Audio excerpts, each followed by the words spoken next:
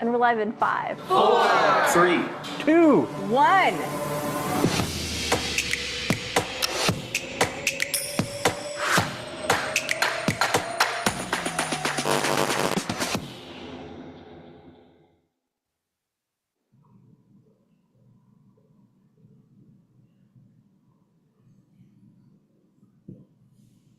Good morning, everyone.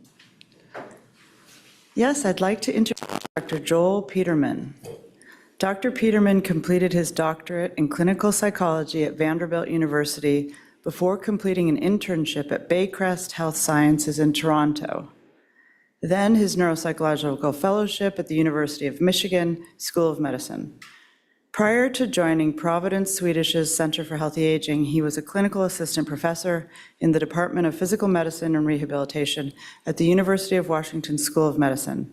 His clinical work focuses predominantly on concerns regarding cognitive aging, caregiver support, and cognitive rehabilitation. And most importantly, he's a wonderful colleague, and we're so fortunate to have him at our Center for Healthy Aging. Welcome, and thank you, Joel. He's here to speak to us today about the utility of neuropsychological evaluation in neurological practice, and I know you'll find it very helpful and useful. Thank you. Thank you so much, Dr. Eisenberg. Well, thank you so much for having me here today. I'm going to be talking about the utility of neuropsychological evaluation in neurological practice. I have no financial disclosures to make. And my learning objectives today are, first, to understand the statistical framework by which neuropsychological performance interpretation is drawn. Then I would like to discuss the benefits of neuropsychological evaluation in the diagnosis of neurological disorders. And then finally, discuss the role of a neuropsychologist in supporting neurological practice. My agenda is first to briefly discuss the theoretical background of neuropsychology. Then I'd like to talk about the role of neuropsychology in diagnosis, treatment, psychosocial management, and then some concluding statements.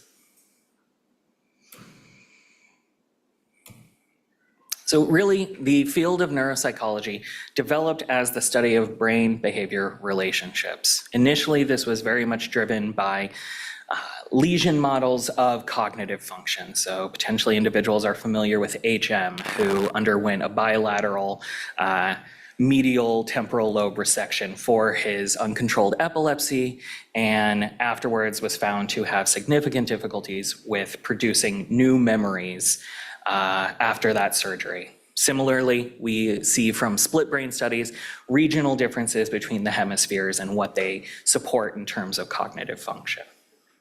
What separates maybe neuropsychological evaluation from other types of psychology is really a focus on standardized evaluation. So it's use of normative data to compare individuals to a population level understanding of cognitive function. There's the role of statistical evaluation in determining what is considered to be outside the realm of normative cognitive function, as well as psychometric properties that speak to sensitivity, specificity, ecological validity, as well as incremental validity in the diagnosis of various neurological disorders. In terms of cognitive domains that are evaluated in a neuropsychological evaluation, we often will evaluate overall general intelligence. This is comprised of multiple subfactors listed here, such as verbal comprehension, so our word knowledge, understanding how concepts relate to one another, how we're able to express knowledge of verbal information. Perceptual reasoning speaks more to our nonverbal skills.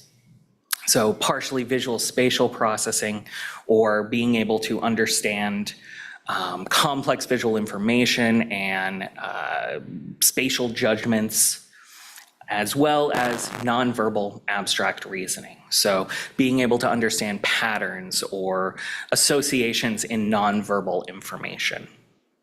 Then there is working memory, which is the type of memory we use when we are actively thinking about information. There's a lot of different metaphors that we use in our field, such as it's the whiteboard upon which you write whatever it is you're thinking about in the moment, or it is kind of the current RAM of your brain, which is considering information. It's highly flexible. We're able to adjust it based off feedback, and it helps guide behavior. And then processing speed speaks to really the tempo of our thinking. How quickly are we able to take in information, act upon information that we see, or make judgments based off of incoming information. And so this can be looked at both verbally as well as visually. And then we start to break into different cognitive domains, specifically learning and memory. We look at this in many different ways. Oftentimes when I receive referrals, more often than not, the individual will come in and say, I'm having trouble with my memory. That can actually encapsulate many different aspects of cognitive function. And so when we look at learning and memory, initially we might break it out into verbal and visual memory. So things that we're told, things that we see. We look at this in different ways in terms of single trial learning, the one chance you get to hear something. Do you encode it, learn it, retain it for later? Or we could look at iterative learning, so repeated presentation, and whether that assists an individual in taking in more and more information. In terms of visual information, this is things that we see, potentially objects, people. We look at this in terms of learning faces, learning visual information, and then recalling it later. Memory is really a multi-stage process. There's the encoding or learning portion, the provision of information, and how we're able to take that in the moment, which I'm sure we can imagine is likely impacted by things like processing speed and working memory, which I previously just discussed. Then we have consolidation of information. And then finally, we have retrieval. It's not really helpful to have information if we're not able to find it when we need it in our own minds. And one of the helpful things with neuropsychological evaluation is we assess that retrieval in different ways. So such as free recall. What do you recall from what I said to you earlier, what I showed you earlier? As well as recognition. Did I say this? Did I show you that? By looking at those different ways in which information can be retrieved, we can gain insight into what might be contributing to an individual's I'm having memory problems. We also look at attention, both sustained and divided. Sustained attention likely being what we're all doing here right now, focusing on me as I speak over longer periods of time. As well as we look at divided attention. So having an individual do two things at once, attending back and forth between two types of information and how well a person is able to accurately respond to more than one thing going on at a time. We also look at language in many different ways, such as verbal fluency. So understanding, kind of coming up with words fluidly in different ways. We look at naming, so oftentimes the tip of the tongue feeling that individuals might report, what's the name of that actor that was in that movie, or what's the restaurant we just went to? We might be able to imagine it, see ourselves there, but have a hard time coming up with a particular target word. And then more so on the receptive side, comprehension of language. We might have difficulties understanding what others say, which, as I touched on before, could have downstream effects in other areas. Am I having a memory problem, or is it I'm not understanding what's being said to me and therefore it's not translated into longer term memory? We also look at executive functioning. And executive functioning contains many different aspects of cognitive function, such as problem solving, abstract reasoning, cognitive flexibility, and inhibitory control.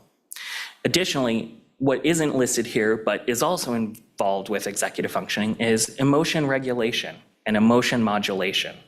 So there is an intersection of cognitive and emotional or affective processes, which is another component that we evaluate in our neuropsychological evaluations. How does our emotional state impact our ability to recruit our cognitive functions when we need them at the times that we need them.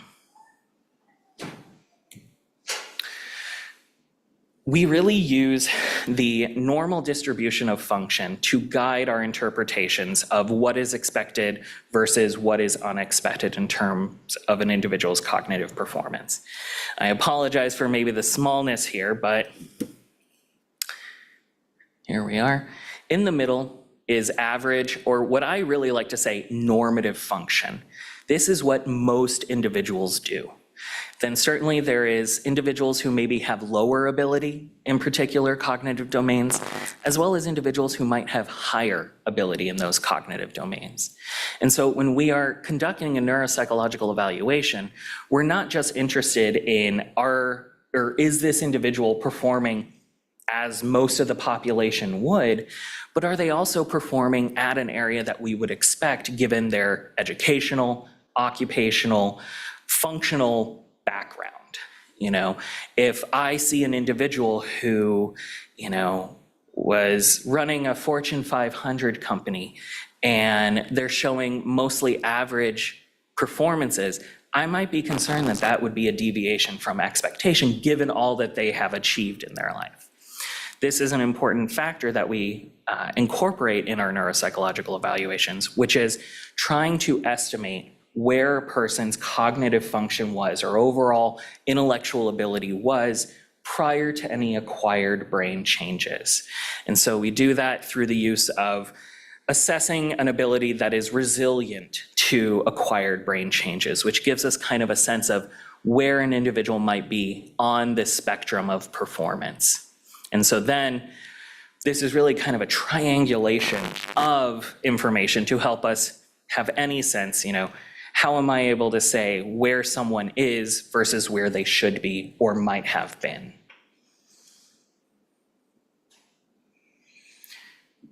If you've read a neuropsychological evaluation, which I imagine many of you have, you might see that there are different phrases used to describe performance. And so these are our qualitative descriptors that we use to define what performance is. Standard scores are similar to IQ. So most often you'll see IQ listed as a standard score. And so an IQ of 100 is right at the 50th percentile. And so we'll see it exists right in this range here, this average score. As we go further, we can have individuals of high average, above average, and exceptionally high ability, as well as going the other direction, individuals of low average, below average, or exceptionally low ability. What's important to note, again, is most often, most performances are within these ranges here. So anywhere from the 74th percentile to the 25th percentile is often considered normative cognitive function. So statistical evaluation, questions that can be asked is, at what point is performance considered to be statistically relevant? At what point is a deviation from their baseline estimated intellectual function considered to be aberrant or greater than normal change? Do we compare them to a population? Do we compare them to themselves?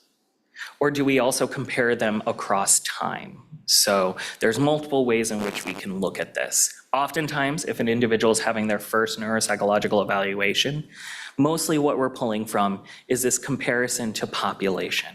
So we have normative data sets, typically 5-year range intervals, where we have distribution of performances that we would expect for an individual at the age of 75, versus an individual at the age of 40. Unfortunately, the only thing we can count on in life is change. And so there is normal age-related changes that can occur that, while they might be very frustrating to an individual, are to be expected, and certainly we can help an individual compensate for that. But at what point does this shift outside of normative change? Now, oftentimes this is considered to be at least a half standard deviation from where we would expect a person. So coming back here to our normal distribution, a half standard deviation would be anywhere, if a person is right at the middle at 100, they would be performing in kind of the 93rd percentile, or kind of a standard score of 93. Research has shown that in terms of changes in overall intellectual function, observers can determine that there's been a change in intellectual function at just 7-point differences. So a person who is at a IQ of 100, we reassess and they're at an IQ of 93, that can be observed by individuals in their life as well as in themselves. It's also important to note that if we are on the tails of this distribution, there is greater difference between moving here than moving within here. So oftentimes, if we're working with higher functioning individuals, they can notice subtle changes in their own cognitive function that might not show up on something like a MoCA, and I'll talk about this here in a moment in terms of screening versus more comprehensive evaluation, that would warrant further investigation. Certainly, we can compare to an individual, so this kind of comes back to, an important and crucial component of a neuropsychological evaluation is the clinical interview. It isn't just sitting them down and having them do these tests and then saying, great to see ya. We actually have usually about an hour-long interview getting to know this individual. I want to try to get a sense of what is this person doing now? What were they doing prior to noticing their changes? What does their family notice in terms of changes, or friends? Have they received comments at work about their performance? Getting as much information as possible to get a sense of what was versus what is. And then certainly if an individual is coming in for reevaluation, we not only use, again, the normative comparison data, but also we compare their performance to the previous time that we saw them. And what's fortunate is, I won't get into the weeds too much here, we have alternate versions of our tests so that it doesn't turn into a large meta-memory test of, oh, I remember doing this 2 years ago. We want to assess the same domains but with different information. So, statistical versus clinical relevance. It's important to correlate it with that clinical interview. What does the patient report? What does collateral information report? As well as what could be historical weakness from new onset. So oftentimes, I will hear from individuals as I'm kind of going through the cognitive domains that I'm concerned with, I'll ask, have you noticed greater difficulty with navigating your community? And sometimes, you might hear a chuckle from a spouse or an adult child going, oh, they've always had challenges with finding their way around town. That's nothing new. Versus, you know what? I used to know, I walk out of a subway and I know exactly which way is north, south, east, west. And now I get turned around, going down a new street. That's going to be a change in something that we're concerned about. Some individuals have always found that verbal information is harder for them to encode. If they see it, they got it. But if they just hear it, that might be harder for them to recall. That, again, is something that might be a historical aspect of who they are. We all have strengths and weaknesses in terms of our cognitive function. So it's really important to get a sense of what's always been there versus what's new. Psychometric properties, I won't go too much into this, but I just bring up this aspect of sensitivity versus specificity, which often in neurological practice, MoCAs are provided to patients when they're coming in expressing cognitive complaints. The MoCA is a great screener in terms of assessing whether there are kind of general changes to cognitive function. So if we look at the sensitivity and specificity, sensitivity of the MoCA for an individual scoring less than 26, is at 93.7%. So if someone does poorly on the MoCA, as defined by less than normal performance, which is 26 or above, that might tell us, yes, something is going on. We might not know what is going on. There could be a number of reasons why they perform lower, but it would warrant further evaluation. Unfortunately, the flip side is a little bit harder. So with specificity, which is to say, no need for concern because there is no need for concern, we're at 58%. So it's not uncommon for, even if an individual aces the MoCA, they will still be referred to me because there is enough in the neurological evaluation to say, okay, they did well. They were able to recall 5 words after a few, minutes. They were able to draw a cube. They were able to draw a clock. But they're saying that they're having challenges in their daily life. So let's go ahead and have a further evaluation. So I appreciate it because when I'm starting out and kind of reviewing the history before the patient comes in, if I see that their MoCA is below 26, that's already getting me concerned of, okay, let's, really test the system to see what is going on. And potentially we'll see a profile in the data that can help us kind of guide what might be going on diagnostically. However, if someone scores above a 26, that to me says, that's good, broadly, they were able to do that, but maybe I'll test them even a little more, use more sensitive tests of cognitive function to really tease apart what might be going on. I want to touch a little bit on the incremental value of neuropsychological evaluation for neurological disorders. As you might be familiar with, a neuropsychological evaluation is not short. It can take multiple hours to assess different domains of cognitive function. A comprehensive evaluation typically can take 3 to 4 hours of just testing. That is not a small investment of time on behalf of our patients. And so I think it's important to touch on what this information can provide above and beyond other diagnostic tests that we might use. We are in an age now where we're able to look at protein concentrations in cerebrospinal fluid to assess for potential beta amyloid or tau plaques. We can imaging, FDG PET or DAT scan. All of these are very helpful at trying to get a better sense of what is going on in an individual. But I also always kind of come back to, what is the person doing? What are they doing in their life? We may see changes on imaging, but what are they doing? And so if we look at kind of the aging continuum, which most of the research in this area is focused on kind of normal aging to mild cognitive impairment to dementia. And what we see is that conversion from MCI to dementia can be best predicted by 2 neuropsychological variables, which are delayed verbal recall and delayed visual recall. So above and beyond other factors like imaging or lumbar punctures, we see that prediction of transitioning from MCI to dementia at a year out can be seen in performance on these neuropsychological variables.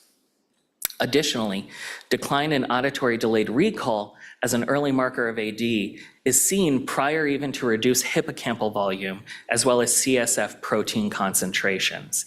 So in terms of a model where they're seeing what changes first versus later, they saw that it was changes in verbal delayed recall prior to reduced hippocampal volume. This is something that sometimes comes up in feedback sessions with patients, which is, they'll say, I spoke to my neurologist, they said my imaging looks pretty good, and we can still be having challenges. And so I think there is a unique component to our testing that is able to speak to what might be not noticeable on a structural image, but can be seen in terms of function. Additionally, specificity of type. So poor phonemic fluency, so coming up with words based off the letter they start with, which is more of an executive language ability. And better immediate verbal recall, so being able to recall a list of words right after hearing it, at baseline predicted vascular dementia over a 5-year span. So seeing changes in phonemic fluency, that strategic word retrieval, actually was able to predict transition to, dementia of a vascular type over a 5-year span. In terms of traumatic brain injury, testability, or even just a person being able, testability meaning a person being able to engage in the cognitive testing at 1 month after the injury, improved prediction of function at 6 months above and beyond demographics and injury characteristics. So on an inpatient unit, if a person is even able to engage in a brief neuropsychological evaluation, which I'll say on an inpatient side, we are not doing 3 to 4 hour evaluations. It's maybe 45 minutes to an hour tops. The ability just to engage in that, not even what their performance is, but just doing it, is able to show improved prediction of function at 6 months. Similarly, neuropsychological measures obtained in inpatient rehabilitation units contributed to statistically significant predictive value of functional outcome at 2 years post-injury. So there is a benefit, I would argue, to trying to get that data earlier in the injury course, subacutely after, they've been stabilized, to see where might we expect this person to go. In terms of epilepsy, both degree of mesial temporal sclerosis and preoperative verbal learning were independent predictors of postoperative cognitive functioning. So a person's ability prior to them undergoing a resection showed that that could predict how their cognitive functioning would be after said resection. In terms of multiple sclerosis, there are neuropsychological measures that are able to discriminate who is working versus who is disabled. So this is kind of more of a retrospective, but without knowing a person's occupational status, one can predict based off of their neuropsychological performance whether they are or are not working. Or in a different way, decline over time on measures of processing speed and memory were predictive of vocational status over a 3.5-year period. So degree of change in these individuals with multiple sclerosis in terms of processing speed or learning predicted whether they would still be working 3.5 years out. So the role of neuropsychological evaluation in diagnosis, some of it is self-report versus performance-based assessment of symptoms. Research has shown we are not good judgers, evaluators of our own cognitive function. It's often I'll have patients come back in for feedback and I'll start to talk about a particular test or a particular domain and they'll say, oh my gosh, I did so terrible on that.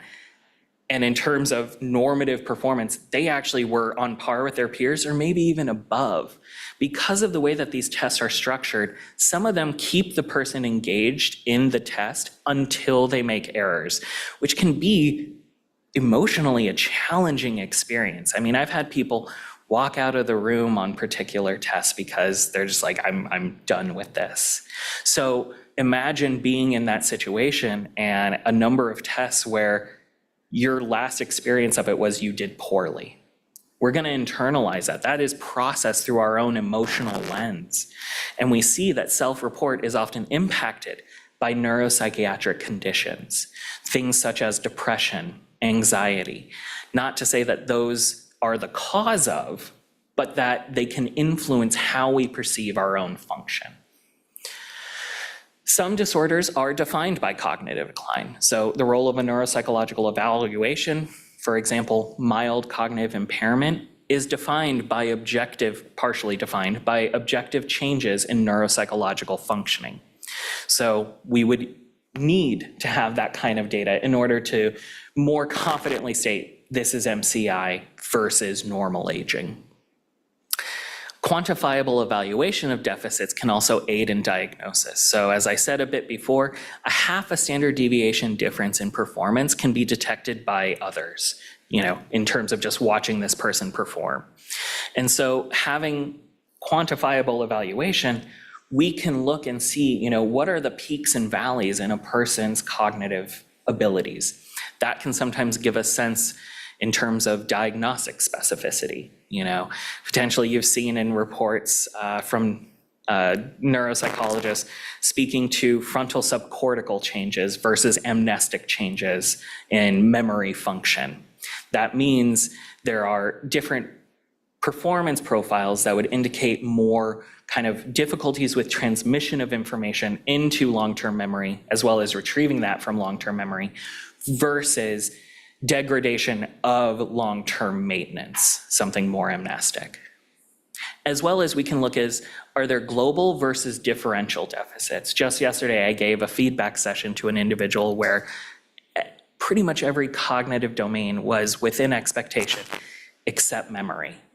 It was this very siloed difficulty, which can then potentially give us insight into what's going on.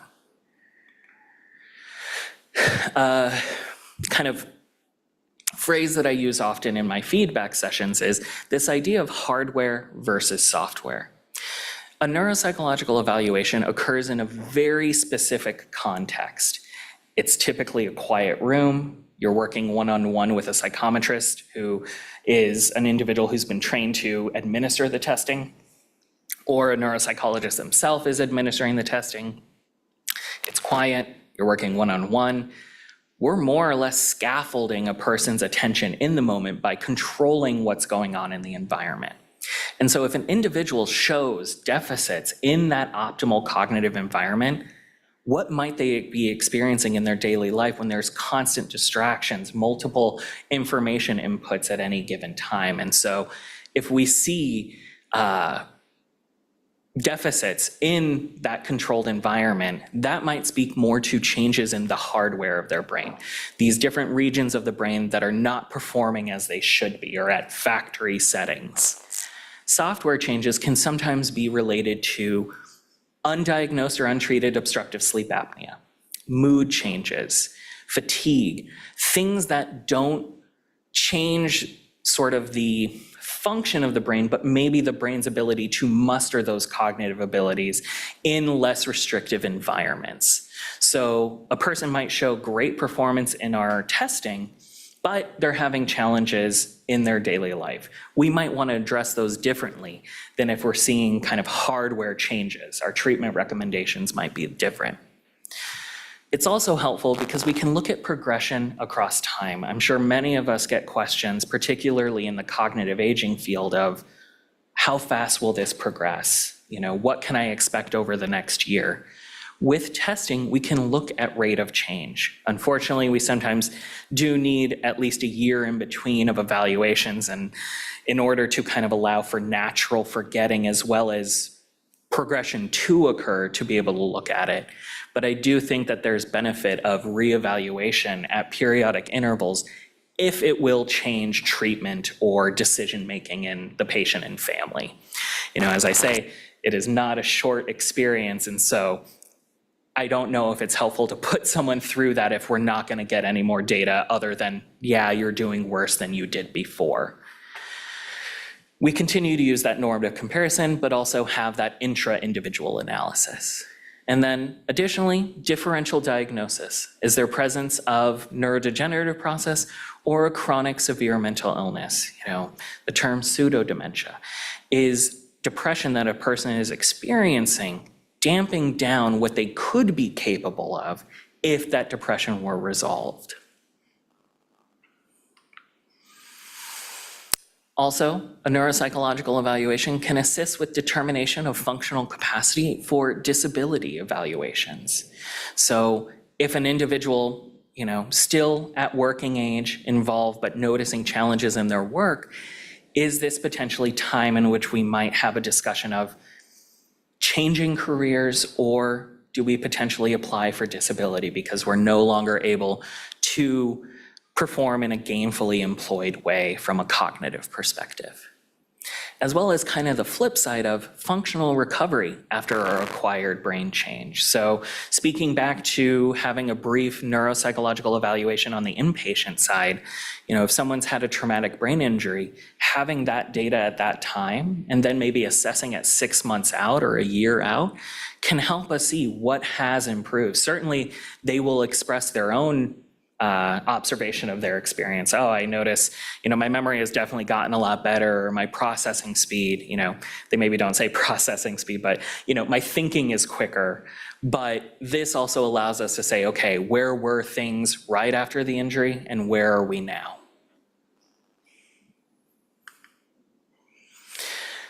Cognitive function does predict everyday functioning as well. So degree of cognitive impairment after a TBI predicts potential functional outcome and recovery. So kind of speaking again to that testability on the inpatient side, or evaluating at, a month out after injury, saying, what might we expect this person to do over a longer term period? Interestingly, in terms of severe mental illness, such as schizophrenia, while cognitive symptoms are not a part of the diagnostic criteria, there is very clear evidence for cognitive deficits in individuals with schizophrenia that predict function above and beyond their positive symptomatology, such as hallucinations, delusions. It's really what they can do cognitively that predicts their everyday functioning. And then cognitive impairments in Parkinson's disease are associated with functional deficits consistent with dementia. So as a person's Parkinson's disease progresses, it may start to more and more impact their cognitive function, which can, to a degree above and beyond their motor symptoms, correlate to a dementia process or a dementia condition.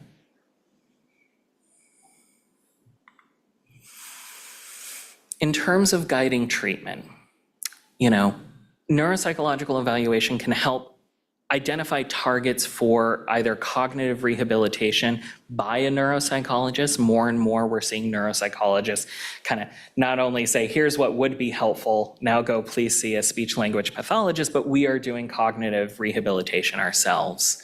So whether it's attentional strategies versus more compensatory memory strategies, reducing distractions in the environment, taking breaks,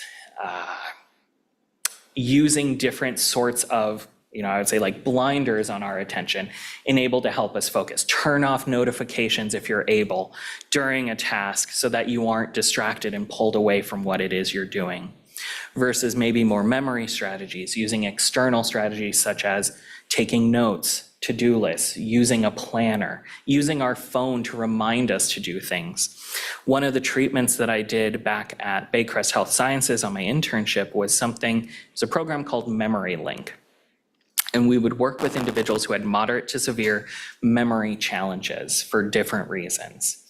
And through the use of errorless learning, so teaching someone how to do something, in particular, this was adding in reminders on their phone calendar and first modeling it, then having them do it and preventing from errors to be made. These individuals were able to gain a fair degree of independence in their daily life by using their phone almost as their external hard drive for information. And so, maybe I'm not able to remember what I'm supposed to do, but then it goes off and goes, oh, time to go take the bus to X, and chaining these events over time. And we saw pretty great responses to that. We can also work on executive functioning skills, planning, organization. Mental visualization is actually a very helpful way of keeping ourselves on task when we're engaged in a multi-step process. I kind of joke, Serena Williams, Tiger Woods, they all imagine the play before they go out, and you see improved performance after someone has just imagined themselves doing it. So oftentimes people will report walking into rooms, forgetting why they'd gone in there, forgetting of intentions. One of the strategies we recommend is stop, see it, and say it. And with stop, see it, and say it, it's kind of an attentional strategy. So stop being, we just had an intention come into our mind. Before you act upon it, pull your attention into the present. Think about what it is that you're about to do. See it, mentally visualize what that task is, yourself walking down the hallway to get that bill that's on the kitchen counter, and sub-vocalize, say to yourself, I'm going to go get that bill. As we walk down the hallway, we are bombarded by distractions. Our own thoughts can distract us. We're thinking about something else, something pulls our attention. If we aren't using that stop, see it, and say it, we might veer off, go take care of that, never grab the bill in the first place. I don't know how many times I intend to go grab something from the printer in our clinic, and maybe one of the PCCs or an MA is like, oh, Dr. Peterman, quick question, and I never get what I meant to go. Of course, I remember as soon as I come back to my desk because I don't have the information I need, but we can use these things to kind of reduce those errors. And those errors, those frustrations can build over time, and we start to maybe question ourselves. Who amongst us has been really busy. I'll say even this morning, being, coming here for the talk, getting ready, it was very much on my mind. I tried to be really mindful as I locked my apartment door so that I knew as I'm leaving here, okay, lock the apartment door, the dog's safe, versus getting halfway here and going, oh my gosh, did I lock the door? These sorts of things that we do over and over, they're autopilot. It's great that our brain has the capacity to perform actions and we don't have to be in the driver's seat. But that comes at a cost of, if I'm in a heightened stress state, I might not remember that individual instance of performing a task. More and more, pacing and energy conservation strategies have really come to the forefront. I imagine many of you have had patients report issues with brain fog. My mind, it feels like there's cotton in there. My thoughts kind of float away on me. Sometimes these can be related to energy conservation. I imagine many of us, when our clinic day hits 3 or 4 o'clock, we might have to push that much harder, really focus that much more to kind of do things that we were able to do much more easily earlier in the day. We aren't robots, we're humans. We exhaust, and attention, these higher order cognitive functions, executive functioning skills, can really be impacted by our pacing and energy in the day. So, working for a period of time, allowing yourself a rest. Attention in particular is not a limitless ability. We will exhaust our attention over a period of time, and that is normative, and we can do things to address that.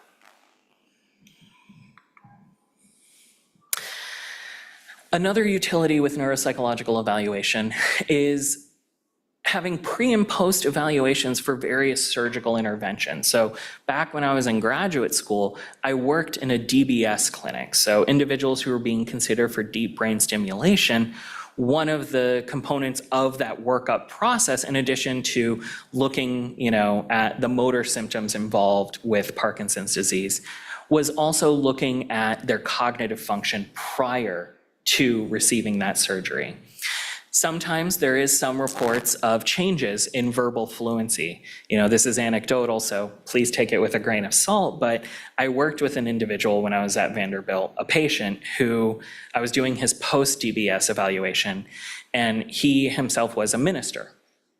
And so he would be up at the pulpit, and he noticed that at certain settings, his verbal fluency was a little more effortful, but his motor symptoms were very well controlled.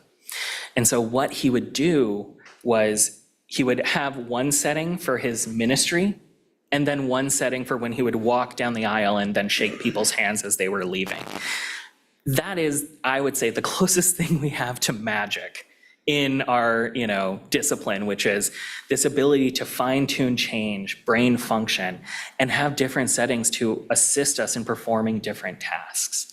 So pre and post, how do we know if there have been changes if we don't know where we were to begin with? So pre and post evaluation with deep brain stimulation, I think, is a very helpful component in clinical practice.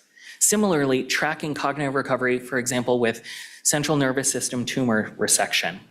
Oftentimes the research shows there is improvement in cognitive function once the tumor is removed. Now, resection isn't the only thing that people go through, and so certainly the impacts of chemotherapy or brain, radiation on the brain, these are things that I'll see maybe years after the acute treatment of cancer and how that might be impacting their daily function. And so I think it can be helpful as we sort of assist individuals across the continuum of their healthcare, of acute treatment of their cancer to survivorship.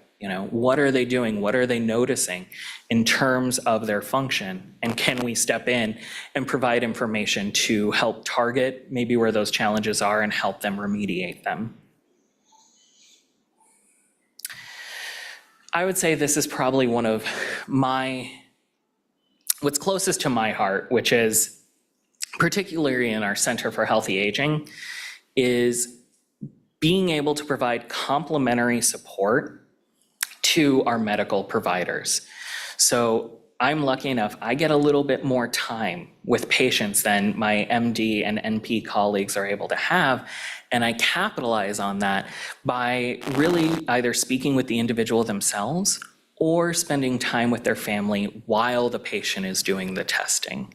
So it's not uncommon for me to briefly interview the patient themselves, have them go into testing, and then spend 45 minutes to an hour with the family and just kind of talk over how are things going in terms of caregiver stress. What questions do you have that maybe you would feel uncomfortable asking with your family member in the room? You know, what resources do you see that you might need? So providing psychoeducation regarding those cognitive changes and causes. I get a little more time to speak about those things in a feedback session. You know, there's the interview that's typically an hour, and then I have at least an hour feedback with them at the end. I've spoken to a number of patients where if they've had a previous evaluation, they maybe didn't have a feedback session at all, or they just didn't find the evaluation itself to be very beneficial to them. And so I often tell them they're doing the work of doing the testing, and my job is really making that testing meaningful for them. If they don't leave my office saying I have a better understanding of what's going on or what I can do, I've not hit the bar I've set. Social network and caregiver support. It's great, you know, oftentimes we'll have spouses or adult children be there, but also individuals will bring in close friends. You know, the community in which they live, they'll have people with them. Yesterday, again, thinking about this feedback session I gave, I actually had to use our conference room because the patient's 4 daughters came with him to go over the results. And there were tears, certainly, during it, but there was, I think, a very strong impact of giving them power in knowing what they can do next, you know, agency in something that is so uncontrollable. And then group therapy related to cognitive symptoms and their management. So this is something that's kind of future-oriented for myself here at Swedish, but I would very much like to reinstate some groups that I've done in previous settings, reaching more people. Group therapy is such a powerful situation to not only provide information, but provide those individuals a sense of understanding.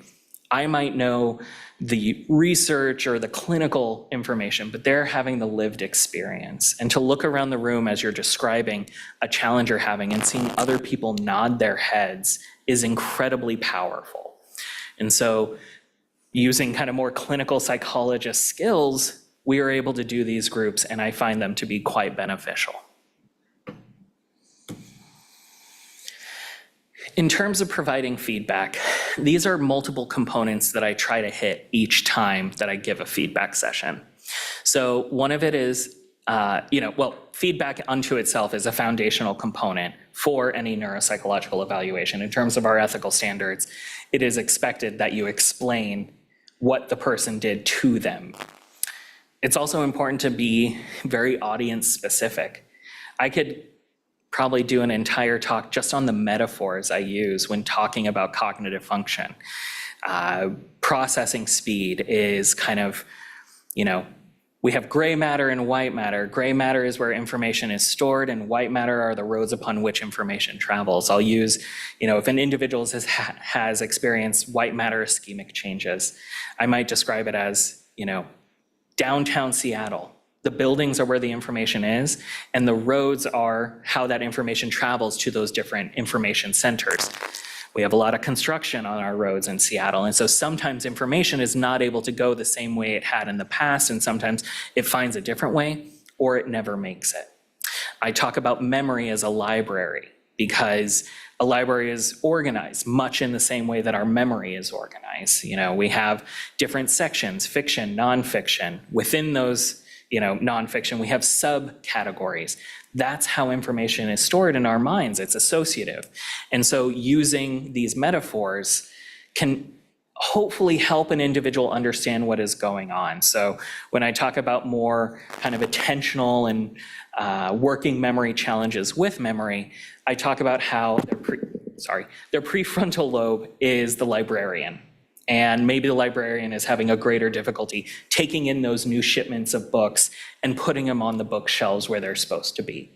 And that can be different than if we're having more of an amnestic change.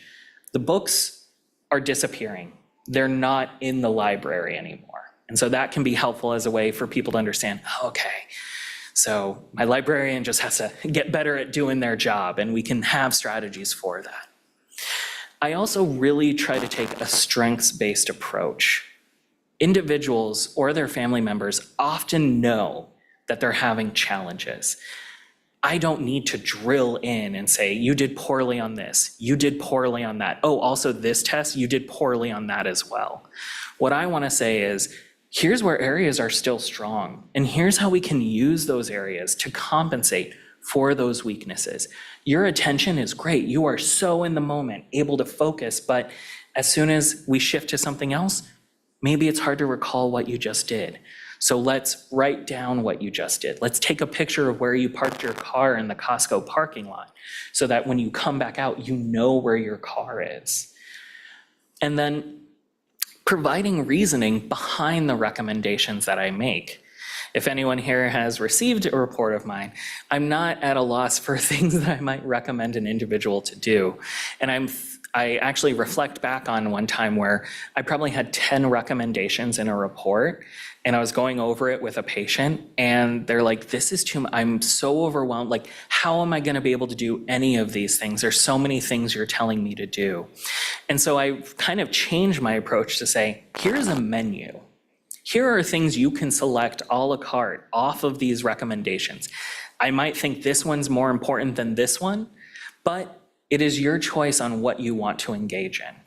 And so I really try to emphasize that agency of the individual to make their decisions in their treatment. And so, in conclusion, neuropsychological evaluations provide standardized and objective information regarding cognitive functions across a range of neurological conditions. These findings do provide incremental value to a patient's care and functional outcome. Diagnostic clarification can be assisted by the provision of neuropsychological evaluations, and treatment recommendations and complementary information can result from these evaluations.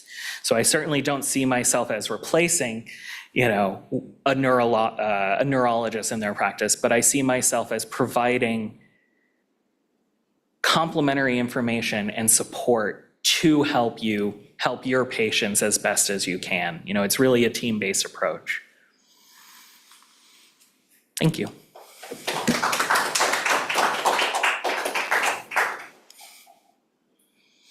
Dr. Peterman, for that fantastic overview regarding the utility of neuropsychological evaluation, along with the strengths-based approach for cognitive rehabilitation and tips each will on the slide. But are there any questions? Shall I repeat that? Thank you so much for that. Okay. Yeah. Dr. Elliott. Yeah, I really enjoyed your talk. That was so good. It was broken down so well, super Thank you. clear. It's like I'm getting audio here. I think one of the things that I found really interesting about future state is this, you talked about having group sessions, and just sitting here and hearing some of the tips that you were providing in the duration of your talk, I thought, wow, this would be really powerful for a group of people with such a prevalent problem in our community to be able to, deliver this in mass a little bit. And so what was your experience in doing that before, and what are your thoughts about doing it here in the future? Yeah, so the first, I value my training course because my internship was in Toronto, a different healthcare system.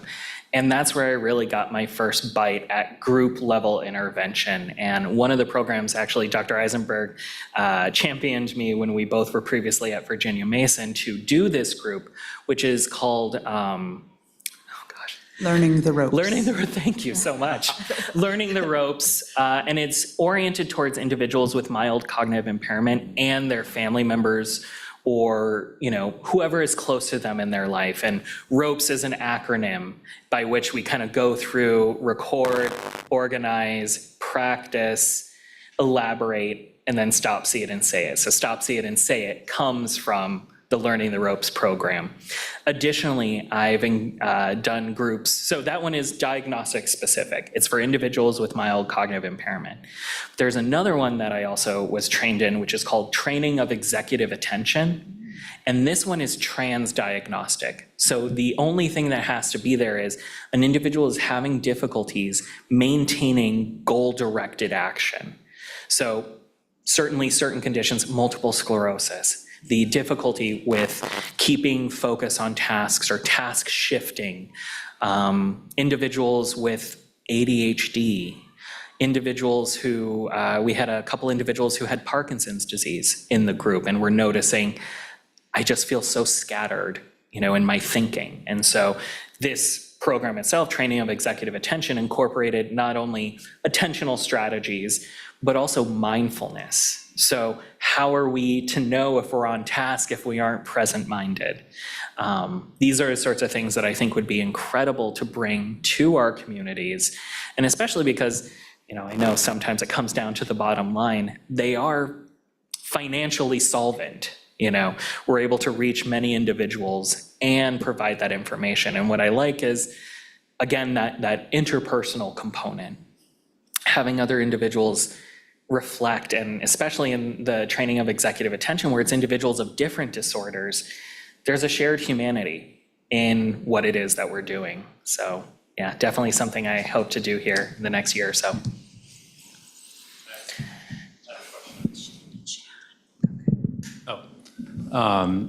Thank you. That was a great talk. One thing that I've kind of struggled with is patients who are younger, under the age of 65. As I understand it, it seems like there are some insurance barriers to getting those patients neuropsych testing. But the challenge is, for those patients in particular, I feel like the MoCA is not a great screening. Often they're normal or 29 or something along those lines. So I was just wondering if you could speak to kind of younger patients, and I'm not asking about patients with MS or some defined disease, but just in general, younger patients with memory issues and how to go about getting them appropriate testing. Yeah, so, I think some of that is speaking to, in our notes, I think oftentimes we might get kickback from insurance saying that the referring provider's note did not indicate medical necessity for it. And so I think even just what you said of, we use the MoCA as a standard of care in our neurological practice, but we know that that was developed for an older adult population. And so it might not be sensitive enough to pick up these issues that the individual is experiencing. So I think maybe even just, more directly elaborating on that, as well as, if there's concerns for changes in vocational status. Oftentimes, I find that that is a way for younger individuals to be able to get their insurance to cover it by saying, they're reporting they're on a performance improvement plan now. They're finding themselves overwhelmed by the standard expectations of their job. So, and certainly, anyone who wants to reach out and consult if they're having a hard time having someone get insurance approval for that, I'm happy to, discuss and say, okay, here's what I might say to say this person needs this. Thank you. So again, thank you, Dr. Joel Peterman, for an outstanding talk, and we look forward to your group cognitive rehabilitation sessions Thank you. in this future.